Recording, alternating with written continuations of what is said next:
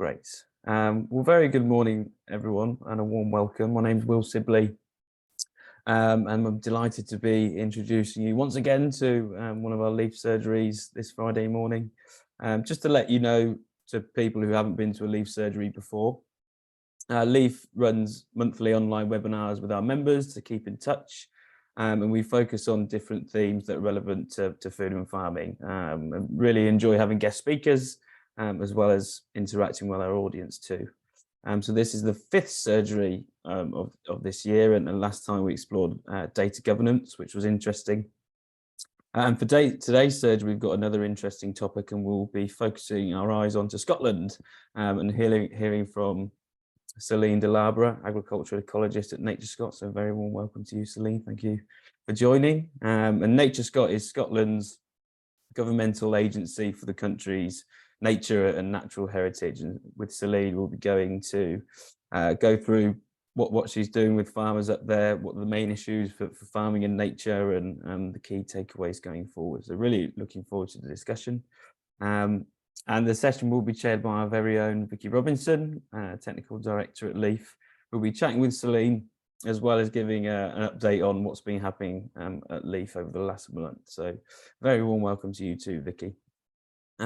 And lastly, before I hand over, we love to hear from our audience. So please do ask your questions or make any comments. There should be the chat function somewhere on the bottom right of your screen. And yeah, don't be afraid to send any questions or comments to me directly or to everyone. So I think that's it. I'll hand over to you, Vicky. But thank you, everyone. Enjoy. Brilliant. Thanks, Will. And yeah, great to see so many of you here this morning. And yeah, a few more glimpses of sun and summer down here in Oxfordshire. But yeah, I think probably some April showers later. It does definitely feel more like April than May at the moment. So what I was going to do, I'm just going to give you a rundown of some of the work that we've done in Leaf since the last surgery. As always, there's a lot going on. So just in terms of what we've been up to. Last week, we had the absolute pleasure of co-hosting our seminar with the Kingdom of the Netherlands, which was looking at scaling up regenerative outcomes and tackling the challenges to mobilise change. And we had a great mix of Dutch and UK speakers in that. There will be a summary coming out that we will be publishing, but just in terms of the key messages, which very much at the heart of Leaf that came up out of that, it was looking at the importance of cooperation, collaboration, and that there is no one size fits all. It's a site-specific approach around delivering the regenerative outcomes, and there is no silver bullet, and the importance therefore of knowledge sharing and on-farm demonstration came out really strongly as well. So it was very, very heartening to hear a lot of the messages that are very much we're very passionate about here at Leaf as well. So do look out for the summary of that when we publish it. And in the theme of knowledge sharing, I was absolutely delighted and had the pleasure of launching Hartbury as our 16th Leaf Innovation Centre. And bringing in particular the digital research they're doing, and we were hosted at their Agri-Tech Centre, so I had the opportunity to hear of some of the research that their PhD students are doing, and the opportunity to have a look at the facilities that they are developing there. So absolutely delighted to have them joining our network. And on the 25th of May, so in a couple of weeks' time, we will actually be hosted by IBERS over in Aberystwyth. So the Institute of Biological, Environmental and Rural Sciences, who are also joining our network as our 17th Leaf Innovation Centre. So it's just fantastic to have that breadth and strength within our network, both within our innovation centres and our demonstration farms. In terms of a couple of events that are coming up, it will be remiss of me not to remind you about Leaf Open Farm Sunday on the 11th of June. Will is going to pop the link in the chat. We are still obviously open for registration for people who are wanting to open up their farm. And it doesn't have to be a sort of gates open free for all. It can be anything from a small pre-booked farm tour. So please do, if you are thinking about it, do register, do look at the fantastic range of resources that we have on our website, and also we've got on there the farms that are opening up, so you do have a look at that and do go along on the day. And we're looking for farms to open up across the country, but particularly we're keen for farms up in the north of England and Yorkshire and Wales, where we've got a few gaps, so we would love to have that. And obviously, as we're talking focusing on Scotland today, Highlands and Islands, if there's anyone, and Celine, if any of you think any of your farmers in the Highlands and Islands who would be keen to open up for Open Farm Sunday, do please encourage them. And then finally, for those of you who will be going to Groundswell, we're absolutely delighted to be hosting a session looking at water management. Every drop counts, with a number of our leaf demonstration farms and those that are involved in a project that we're doing, looking at focused around water and looking at some knowledge exchange and bringing together members of our network of demonstration farms and innovation centres to sort of focus on water quality and water resource. So yes, as always seems to be a lot going on when you reflect back on the month, and no doubt a lot will happen over the next month before our next surgery. So that's my update. So I will now move on to chatting to Celine. And yeah, just welcome, Celine. It's absolutely fantastic, and thank you so much for being with us today. And my first question for you is, you work for NatureScot, and many in the audience may not know or have heard of NatureScot, but may not actually know really what do you do, what is your role in Scotland. And so if you could just tell me a bit about your organisation and what you do, but also obviously about your role within NatureScot as well, please, that would be fantastic. Thank you very much for having me this morning. I'm very happy to be here. So NatureScot is the new name of Scottish Natural Heritage. So some of you might be more familiar with that name. We're basically Scotland Nature Agency. So we're a non-governmental public body looking after nature in Scotland. We advise the government on conservation topic, nature management topic, licensing, etc. They make the decision, and then we kind of apply the policies and kind of join in the effort of like making things happen on the ground. We've got offices all across Scotland, so we've got like presence like really like all over the country. There's 600 of us or something like this. We're a lot smaller than Natural England, obviously, but we're still trying to represent as much as we can. So NatureScot in the past mainly dealt with conservation issues. So it was mainly protected sites and licensing, like so some of the really typical conservation issues. And in the last few years, and the change of name, they kind of stepping out of just protected sites and now dealing with any kind of natural environment issue in Scotland. So because of the biodiversity target, the climate target, the farming kind of issues, we've got a lot more work to do and we're a lot more out there. So we're still dealing with lands in marine protected areas and species translocation, licensing, and also some of the agri-environmental scheme that we help the government set up and apply, mainly on protected sites. But yeah, so we seem to be doing a lot more. My role in NatureScot, I joined a couple of years ago. I'm an agricultural officer, which could mean absolutely anything and everything. I work in the agriculture team in the natural resource management department. And my main role just now is helping run pilots in Scotland on outcome-based schemes, looking at the national kind of pilot scheme in Scotland to try to inform the reform that we're having both for the environment, agriculture, and land management. So working with farmers, with conservation colleagues, with academics, with LEAF and other stakeholders to try to see what's coming next in Scotland. So we're pretty busy and also pretty confused, but we're happy to definitely be around the table. My background, I'm an agriculture ecologist, so I spent some time at SIUC, Scotland Rural College, did my PhD there on the cabbage root fly, looking at natural regulation of this pesky little maggot. worked in the James Hutton Institute as well a bit, did some teaching. So unlike the majority of my colleagues, I don't really have a conservation background and more of a using nature for farming kind of mercenary approach, which is called functional biodiversity, as it's used in the academic world. So it's basically using nature to solve farming problems. So I'm still using those concepts in my work in NatureScot.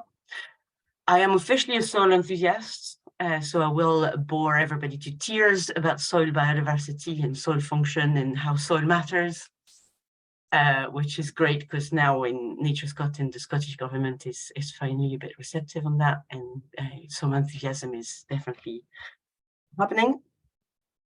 And yeah, so I'll be very happy to answer any question this morning. There's just a full disclaimer. There's a few things in terms of public policy that we're working on that I might not be able to answer directly. There's a big update coming at the Royal Highland Show. So hopefully whatever I can't say today, we'll be able to, you'll be able to know more by the end of June at the Royal Highland Show.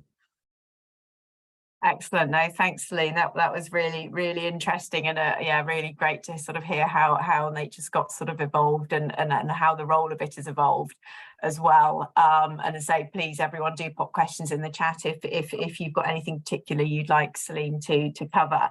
But I think, for me, just interesting hearing about that, stepping away from protected sites and looking more widely. And that, sort of, I suppose, applying what I would call the Lawton principles of that sort of bigger, better and joined up. And I'm just interested in, what examples you've got of that sort of positive action of, farmers working with nature and the work that you do supporting them and any of the specific projects that you're working on to sort of, join up looking at that landscape scale approach. So I'd be really interested in in hearing from you around what you're doing in that space. Okay, so the very good news for us in NatureScot is that there's already so much fantastic practices happening in Scotland. Some fantastic farmer out there, some of them very much leaf farmer. So we're having some actual example on the ground of what, farming with nature look like. For us, so Scotland has decided to go sustainable regenerative, apparently, so this is what we're going for. We're still not always sure what it means, but hopefully we'll have something a bit clearer. As an agroecologist, if they chose agroecology, that would have been a bit easier for me. But so the good practices we're seeing in Scotland, I'll obviously talk about soil health. This is where it starts. So a lot of good work done there with reducing disturbance, reducing tillage where you can. Trying to focus a little bit on soil function and trying to improve soil organic matter. So the soil biodiversity and functioning without enough soil organic matter, it can't really do its job. So that's one of the best thing you can do for your farm and for nature is really look after your soil. So it can be minimum tillage, cover crop, catch crop, trying to not, compact your soil too much, etc. So that's where the practice usually start. We to have a thriving biodiversity on the farm, like crop and habitat diversity is key. So any practices that kind of encourage any type of diversity on the farm. So it can be a more mixed rotation, so something that's not just barley and oilseed rape. If you can grow anything else, then it's fantastic. So longer rotation, more diverse rotation. If you're brave enough, intercropping, undercropping, anything that is just not a big monocrop will be great, both for nature and also to reduce input, so to try to reduce pesticide, etc. It's always a good idea. In terms of habitat diversity on the farm, even the most productive farm will have a dodgy, slightly wet corner, a difficult kind of bit of the field that's always been a bit crap to work. So we're encouraging farmers to kind of have a look at their farm, see really what the heart of the productivity is, and see where kind of you can sneak in a bit more nature. So instead of having a really weird shape of fields, you might want to straighten a bit and kind of give a bit more to like field margin and try to make that dodgy wet corner, actually you stop plowing it and you just basically leave it as a bit of wetland. So try to kind of optimize the farming activity on the farm to make your life a bit easier. Look at the profitability map and kind of drop the bit that are really not that productive and kind of give this back to nature. We're also working and advising on all the linear feature that we have in Scotland. So field margin, hedgerows, road verges, water margins. So if you think of them as kind of like the roadmap on your farm that biodiversity is going to use and wildlife is going to use on a farm to connect habitats and connect species. So any better management of hedges, more diverse field margins, some of them really useful for integrated pest management and kind of like water quality. So always thinking at the back of our heads, obviously what is beneficial for the farm, not just for nature. So the new way of saying that, we're aiming for a triple win. We're aiming for farm profitability, climate resilience, and biodiversity outcome. So this is the kind of thing we're seeing happening in Scotland. There's some fantastic example. The nature-friendly farming network in Scotland is doing some great work. The strategic AHDB farm, the cereal one in Fife, has got some really good example as well. So if you want to see what all this look in practice, next week, I think the Nature-Friendly Farming Network has loads of webinar to kind of show what they're doing. And then in Scotland, I know that there's the HDB strategic farm visit. It's in July or later in June. Anyway, so there's opportunity to see what it looks like on farm. There's NatureScot can talk about this all day, but it's a lot better for farmer to see what it looks like on farm. Yeah, no, absolutely. And I know we've got some fantastic leaf demonstration farms up in Scotland as well. And you've actually just almost walked us around the leaf wheel of integrated farm management with your summary there. So thank you very much for doing that. And I know there's always a keen interest in the policies and thinking about the policy environment that's going to support the outcomes that you want to achieve and that farmers want to achieve on their farm. And obviously with agriculture being a devolved policy area, I'd really love to hear what I know there's various acts going through the Scottish Parliament at the moment. So could you give me a summary and a flavour of what is going through Parliament, how the acts complement or not each other, and obviously sort of timescales and what's happening around the sort of implementation of the policies off the back of those as well. Yeah, so everything is up in the air just now in Scotland. We've decided to reform everything at the same time because it's more fun like this. So we have this year a new agriculture bill coming. So this will be more of a framework than something with loads of detail. The secondary legislation will come a couple of years later. So unfortunately for farmers, all the really very important detail about like rural support, where's the money coming, will only be in a couple of years. So the bill's coming out this year, but it mainly be putting down targets and kind of framework. And then secondary legislation, we're keeping the current system until 2024, 2025. And at some point, we'll just have something else that we're all very actively trying to figure out. At the same time, we've got a natural environment bill coming out next year. Again, some ambitious target in there, with at the same time a new Scottish biodiversity strategy. And just to make life more fun, we also have a land reform happening at the same time. So I don't really know the timeline on this, so I'm not really sure I want to put dates on this. It might be very much available on the government website, but it's also something that is happening at the same time. So for NatureScot, we're mainly working on advising the government for the agricultural bill. So we're participating in the national test program, which is looking at loads of bits of pilots and projects to see what could be coming next, what's a good idea, what are farmers actually capable and happy to do. not sure we're talking about money yet, which is a bit of a problem for us. So we know where we're going, but we don't really know how much money we have to play with. For the Scottish biodiversity strategy, I think for the first time they'll have some actual targets, like legal targets in there. Soil health is very much part of it. And obviously, if we're all trying to push for like climate mitigation, adaptation, and biodiversity recovery, land tenure is a huge issue in Scotland. It's something that is, as a French person, I'm just amazed at how complicated and how also very few people own Scotland. So there's a lot of complicated topics there in terms of tenants, farmer, and who decide what we do with the countryside in Scotland. So this is coming, I think it's being debated just now as we speak. I don't think there's a consultation out just now, but anyway, I would check the website. Basically, if you're in Scotland and you feel you want to learn more, there's definitely information there. And the practical work that Scotland is doing to advise the government on this. So we're looking at outcome-based schemes. So we know that the agro-environmental scheme that we currently have just now will turn into something else after 2024. So we're seeing if we can go a bit more outcome-based and a bit less prescriptive.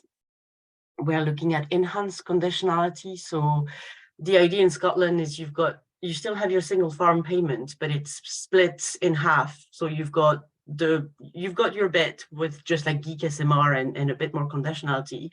Then you would have the other 50% of your payment with enhanced conditionality measures that you would have to apply on your farm. So that's what we're looking at just now.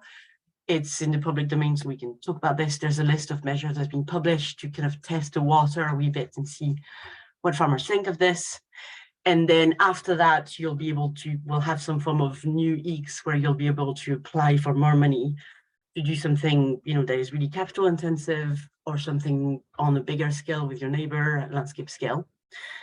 At the same time, my colleagues are looking at landscape scale natural capital tool and landscape scale planning, which is a large issue in Scotland, because if you look at how things are managed, nobody can agree what to do with some bits of Scotland.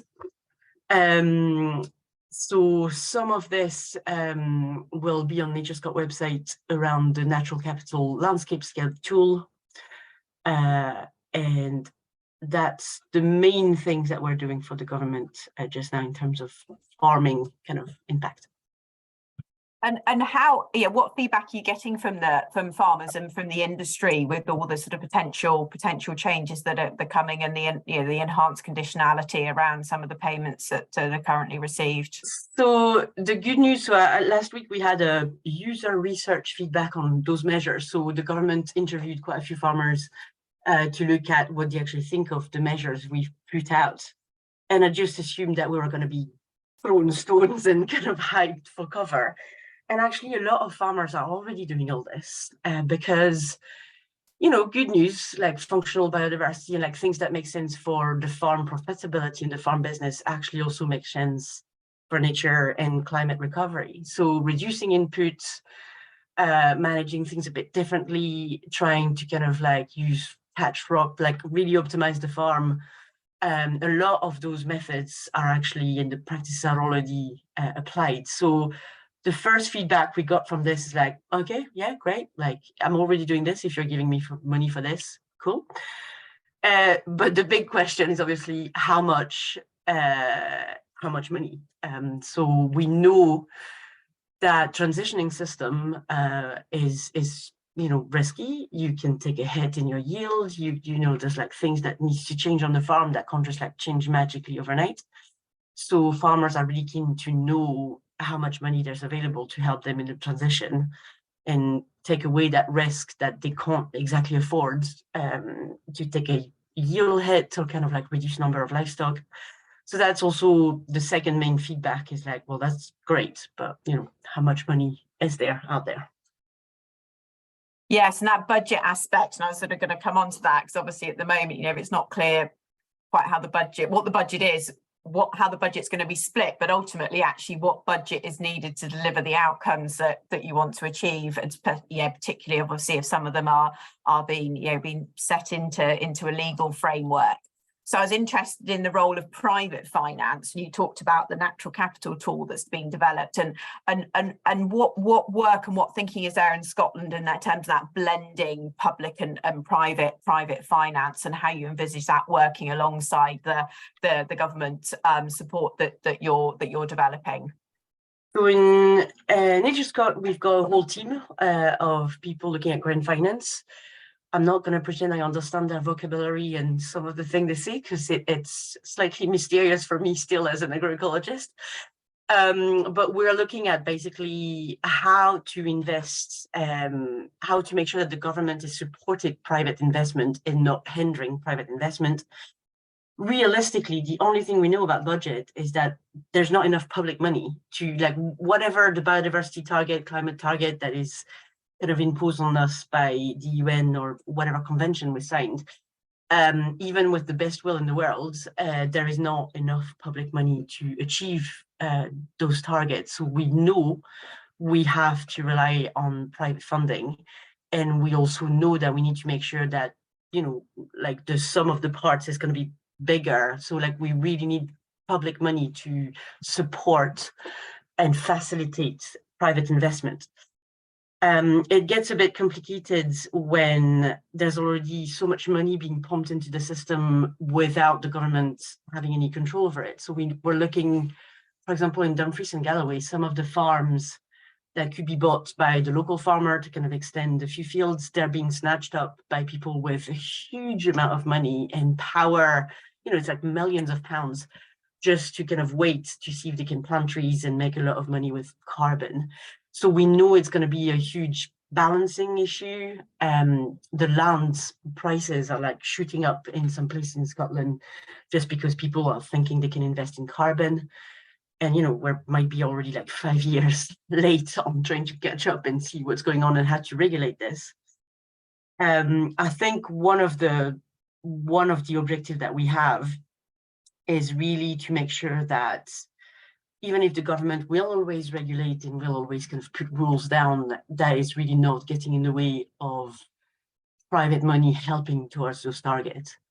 It's just we know that, you know, if some of the farmers being snatched up for, like, you know, carbon credit, and then that's going to kind of achieve some climate kind of mitigation, for biodiversity is going to be disastrous, and for local food production, like those actual farms that could be farmed for food are going to be planted with just a monoculture of seed gas proofs. So that's a loss, that's a genuine loss on food production and biodiversity.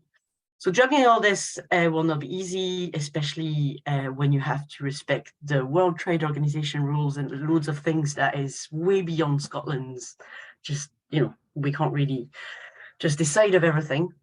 There is a report on the NatureScot website about facilitating private finance. There's definitely a lot of work being done on natural capital kind of approach. That's something that can be then packaged and sold to private investors. I'm not super familiar with the detail of that work, so I don't really want to kind of say the wrong things. So NatureScot website will probably answer quite a few of those questions. And it's the landscape scale kind of approach.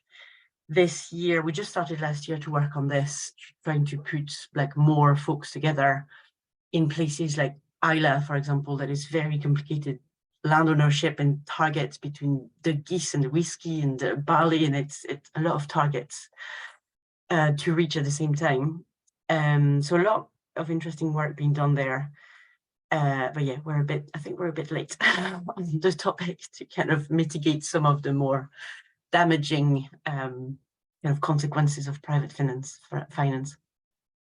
Yes, the complexities, isn't it, and the consequences of that, and obviously the impact on the social infrastructure and communities as well. It's starting to happen. Yeah, so it's difficult to see local farmers being completely priced out of their local patch, because Hong Kong money or like, you know, big, like a huge amount of money is coming to snatch up like a whole kind of chunk of hills just to kind of hold this, to wait to see what kind of carbon kind of scheme is going to make them the most money and then start planting. And it's like, oh God, right. So yeah, it's difficult to see that. And I hope we're going to be able to catch up and do something about this. Yeah, so it'll be interesting to see how those various bills, including the land reform bill, you know, whether they have any impact in that area as well. But as you say, you know, they're coming through now, and it's already happening on the ground with the consequences. And obviously, very interested in terms of that. Yeah, the tenancy landlord and the need. You know, we need long-term, you know, in investment. One of the so for the tenant farmer, like the fact that, you know, the carbon rights might still be like belonging to the landlord and not the tenant farmer that's doing all the work but seeing none of the money. It's also like a huge issue in terms of, you know, we know that farmers going to do the work, but who's going to get the money and the reward for all this? So it's also quite a big problem that the government has in terms of making sure that, like, even if we need private finance, we need the money to go in the right places to make things happen, and not just the wrong people making a huge amount of benefits. Yes, and obviously, yes, and just I think final question for me before we move over is, you know, thinking about that outcomes approach that you're working on, and obviously some of the outcomes are quite, you know, will take a while to deliver. So are you looking with the outcome? Are you looking at specific habitats with regards to an outcomes approach? So we've got the Pool Bass project, which is piloting outcome-based approach in Scotland, has been going on for quite a few years now. We've got 7 different clusters in Scotland looking at different farming type or different specific habitat, and co-designing scorecard and kind of habitat quality assessment with farmers. So it's been a fantastic learning opportunity, and absolutely like so grateful to the farmers that are still keen to work with us to try to figure this out. So one of the really interesting things first is, you know, farmers have the confidence and the knowledge to score themselves and to recognize habitat quality when they see it. So there's a huge work to be done in terms of knowledge exchange and kind of making sure that what's a good hedge, you know, for an ecologist is also a good hedge for a farmer. So with our work in East Lothian, where we're looking at field margin and hedges, it comes, you know, it's pretty clear very quickly that what's a good hedge for, like, you know, this is good farming, this is tidy, this is what a good hedge looks like. Actually, for biodiversity and climate, it looks a lot more messy and fluffy. So we need to kind of agree that we have the same, that the outcome is actually look the same for everybody. And that when we say, like, no, this is not good quality, we then explain really what we mean and not just being judgmental and patronizing as massive tree huggers that don't understand farming. So working on specific habitats, we looked at waders habitats, hedges, field margins, species-rich grasslands, and improved pastures. And then in the southwest of Scotland, the outcome-based project was more on a farming system. So we looked at dairy farms and see as a system, where can you sneak in biodiversity? What does habitat quality mean on a dairy farm with like really intensive managed pasture with, like, you know, requirement for animal productivity? So we learned a lot. We're developing an app and like mapping tools at the same time, which is in terms of data protection, ownership. What do we have in terms of mapping? What data is available to have some form of habitat map of a farm that looks vaguely right?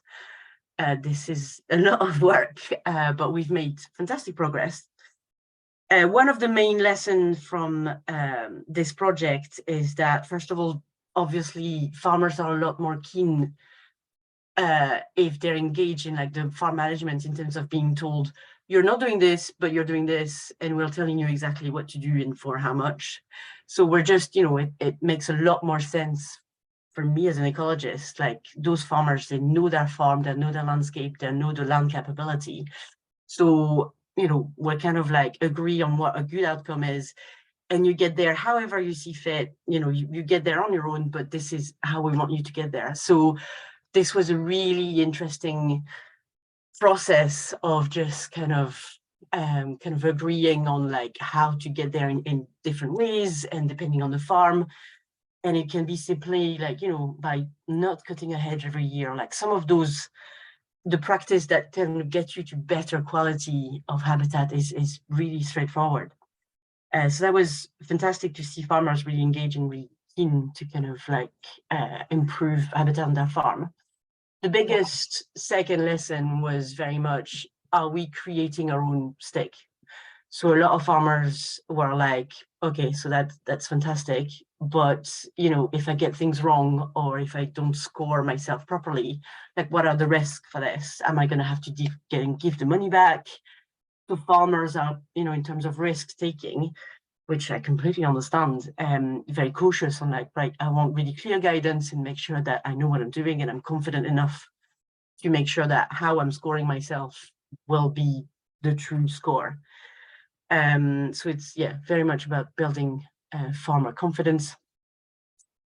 And at the back of this, obviously, is how much are we going to pay farmer to do any of this? So if it's, you know, tweaking management and not doing things, then it's not going to cost that much money.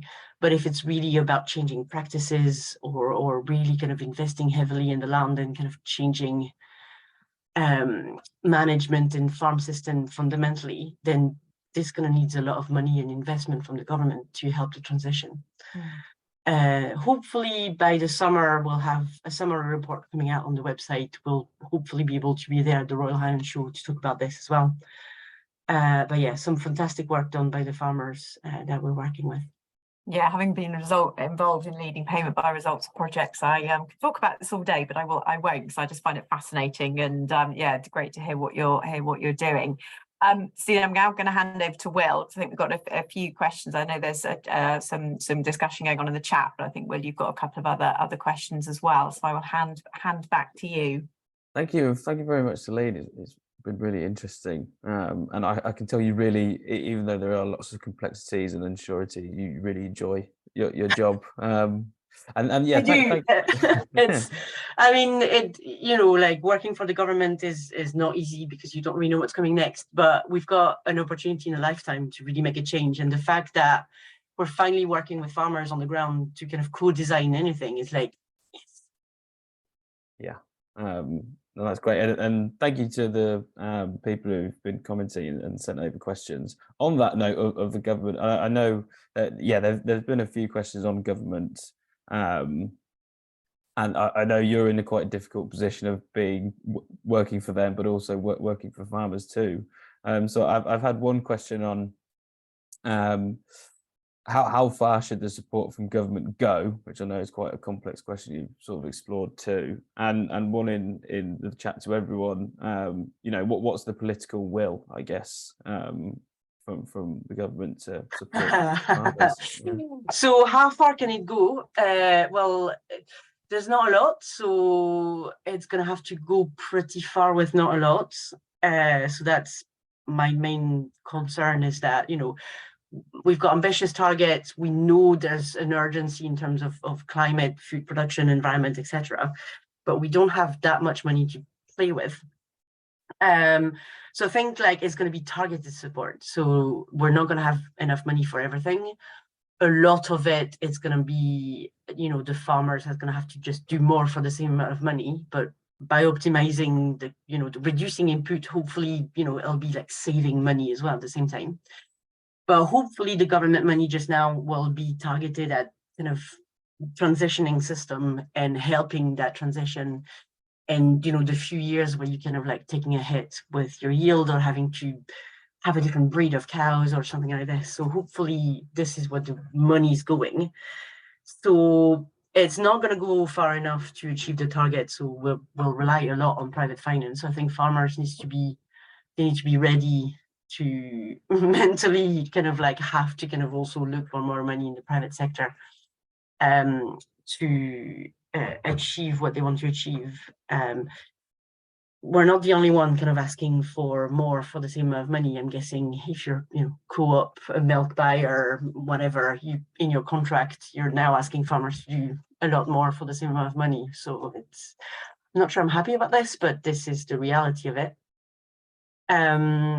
The political will, certainly they're making a lot of noise about it, and they're, like really, if we're going sustainable, regenerative, and leader of this kind of farming in Scotland, they clearly want to make a big change, and be able to really, put their money where their mouth is. We had our staff conference this week, and Lorna Slinger was there, our Minister for Biodiversity. And yeah, she's a Green Party member, so there's some strong ambition there and some strong will there.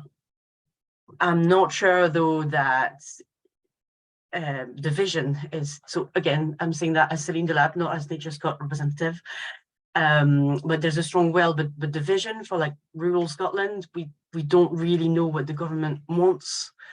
We know we've got targets, but who's going to decide if we're removing sheep from hills, if we're planting trees everywhere? Like there's some issue there of like, oh, we need to change the system, but we don't really know what to change it into yet. So yeah, the will is there, the vision, not sure. Okay, great, thank you. We've probably got time for one more, and it's a good one. And it's that, what role do advisors have on the ground in supporting farmers in changing practices or what have you? And you mentioned your title at the start, and whatever an agriculture ecologist is. But how we had a similar discussion in Leaf Surgery a couple of months ago about advice in England and how that's expanded. Yeah, so it's absolutely essential to like tier, whatever the tiers are. Like there's a huge bit of work being done on knowledge exchange, transfer, farmer training, etc., on farm, field lab, field trials, you name it. Advisors in fields like farm visit and farm trial are going to play a major part in all this. We can't just write guidance and hope for the best.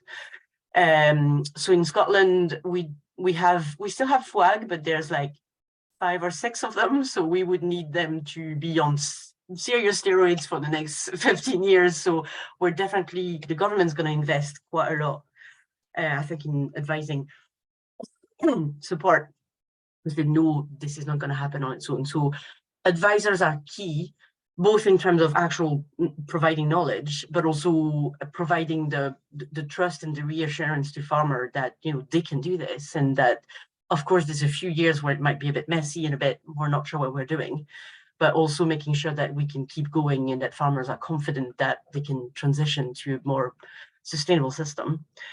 In Scotland, we're lucky enough to have the Farm Advisory Service that is funded by the government. They're going into a massive overhaul of the advice that they can provide. Certainly hired quite a few ecologists the last few years to make sure that the advice on biodiversity is going out on farms. So in Scotland, there's a lot that's going to happen within the next few years. We're hoping for a lot more advisors. We're certainly investing in trying to train more, looking at SIUC, like the local agricultural college curriculum and what's in there to make sure that farmers are also being trained and being shown all this. And it's not just the advisor bringing in this knowledge. So yeah, advisors are key. Yeah, brilliant. I think we'll leave it there. But just to say thank you so much, Celine, and thank you to everyone in our audience. And I guess we might see you, or people who are up in Scotland will see you at the Royal Highland Show. I certainly hope so. I'll certainly be at the AHDB strategic farm visits in Fife, and I'll try to go on farm. If I can get away from my computer, I'll be very happy to speak to any of you on farm. And I'll definitely be somewhere in a farm on Open Farm Sunday on the 11th of June. Yeah, excellent. Well, thank you. We'll leave there. And thank you, Vicky, for sharing in your questions throughout. And I guess I'll let everyone get on with their days.